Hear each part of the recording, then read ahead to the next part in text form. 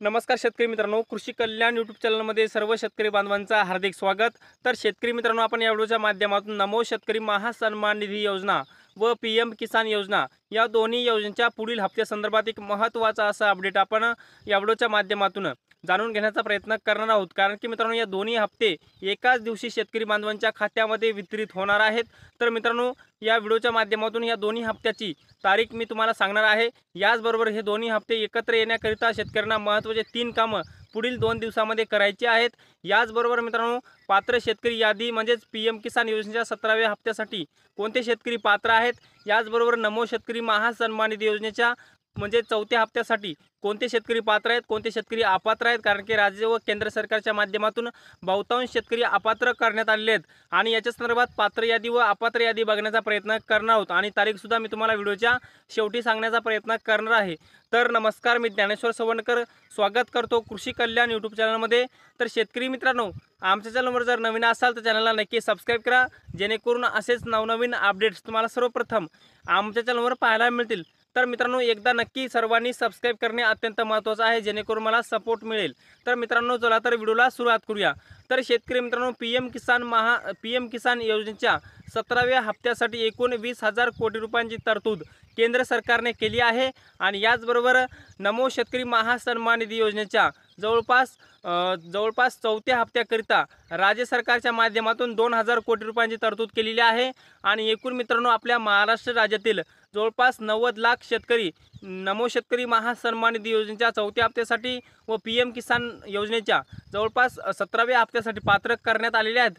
परंतु मित्रांनो, याच्यातील बहुतांश शेतकरी काही कारणास्तव अपात्र झालेले आहेत आणि त्याची कारणं मी तुम्हाला सर्वप्रथम सांगण्याचा प्रयत्न करणार आहे आणि व्हिडिओच्या शेवटी तुम्हाला पुढील हप्त्याची तारीखसुद्धा सांगणार आहे।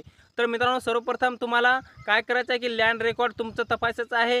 याचबरोबर EKYC आणि आधार सीडिंग। मित्रांनो, आधार सीडिंग खूप मोठा प्रॉब्लेम आहे। EKYC जरी शेतकऱ्यांच्या अगोदर ऑलरेडी येत असेल तर त्याच्यामध्ये नो होत नाही। याचबरोबर KYC जरी तुमची केलेली असेल तरी कधी कधी नो होते, पण काही तांत्रिक अडचणीमुळे।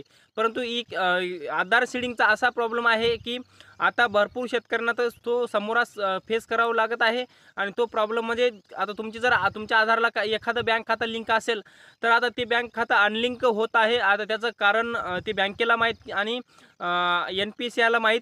परंतु मित्रांनो, आता तसा प्रॉब्लेम मला सुद्धा झालेला आहे, त्यामुळे तुम्हाला ते प्रॉब्लेम व्हायला नको। त्यामुळे मी तुम्हाला सर्वप्रथम सांगण्याचा प्रयत्न करतो आहे।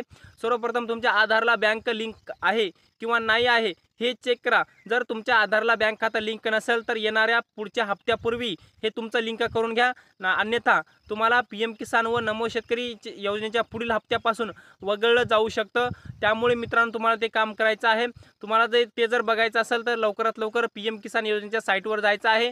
तिथं बेनिफिशियरी स्टेटसवर पाहायचं आहे आणि बेनिफिशियरी स्टेटसवर बघितल्याच्या नंतर तुमचं बेनिफिशियरी त्याच्या ठिकाणी लँड रेकॉर्ड येईल, तुमचा आधार सीडिंग येईल आणि EKYC येईल। त्या ठिकाणचा आधार सीडिंगचा कॉलम पाहायचा आहे। काही शेतकऱ्यांचं येस असून सुद्धा नो होत आहे।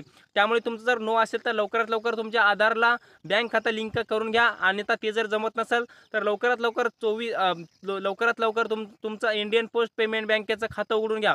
कारण की ते NPCIला 24 तासामध्ये लिंक होतं, त्यामुळे इंडियन पोस्ट पेमेंट बँकेचं खातं खूप महत्त्वाचं आहे। आणि मित्रांनो, राहिला विषय आता हे तर मी तुम्हाला सांगितलेलं आहे, परंतु आता राहिला विषय नमो शेतकरी योजना व पीएम किसान योजनेच्या पुढील हप्त्याची तारीख। तर मित्रांनो, देशाचे पंतप्रधान नरेंद्र मोदी व कृषी मंत्री नवीन झालेले कृषी मंत्री यांच्या माध्यमातून पीएम किसान योजनेच्या 17व्या हप्त्याची तारीख जवळपास जाहीर करण्यात आलेली आहे आणि ती तारीख म्हणजे 18 जून 2024। आणि मित्रांनो, 18 जून 2024 रोजी देशातील जवळपास 11 कोटी शेतकरी बांधवांच्या खात्यामध्ये जवळपास हे पैसे येणार आहेत आणि देशातील जवळपास 11 कोटी शेतकरी पीएम किसान योजनेच्या 17व्या हप्त्यासाठी पात्र आहेत। याबरोबरच मित्रांनो, आपल्या महाराष्ट्र राज्यामध्ये जवळपास 90 लाख शेतकरी पीएम किसान योजनेच्या 17व्या हप्त्यासाठी पात्र आहेत। त्यामुळे राज्यातील 90 लाख शेतकरी बांधवांना पीएम किसान योजनेच्या 17व्या हप्त्याचं वितरण होणार आहे। याबरोबरच मित्रांनो PM किसान बरोबरच नमो शेतकरी महासन्मान निधी योजनेचा हप्तासुद्धा 18 जून रोजी दिला जाऊ शकतो। आणि ते जर तसं जर झालं तर असे एकूण PM किसानचे 2000 व नमो शेतकरी योजनेचे 2000 असे एकूण 18 जून रोजी शेतकऱ्यांना 4000 रुपये येतील। तर मित्रांनो आता नमो शेतकरी महासन्मान निधी योजनेकरिता सुद्धा राज्यातील 90 लाख शेतकरी पात्र आहेत, परंतु याच्यातील काही शेतकरी अपात्र होत आहेत। अपात्रतेची कारणे सुद्धा मी तुम्हाला याच्या अगोदर मी सांगलेली आहे। आणि मित्रांनो आता यादी कशी बघायची तेही सांगतो।